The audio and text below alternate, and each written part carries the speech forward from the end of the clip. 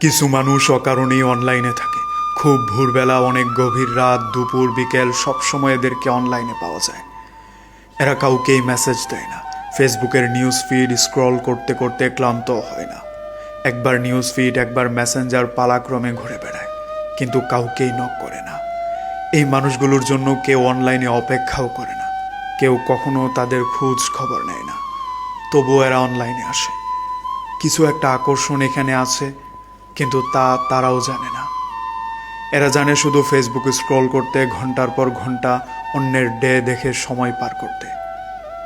কেউ কেউ দু একটা পুরাতন মেসেজ ঘেটে দেখে। এরা কারা জানেন? ভেতর থেকে খুব নিঃসঙ্গ, খুব একা।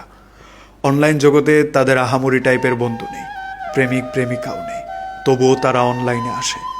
কারো মেসেজের আশা এরা করে না, কেউ এদের থেকে মেসেজ আশা করে না।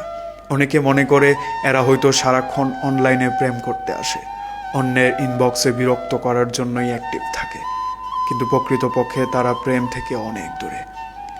একাকিত্ব নিয়েই যেন তারা অনলাইনের এ কোণা থেকে ও কোণায় ঘুরে বেড়ায়।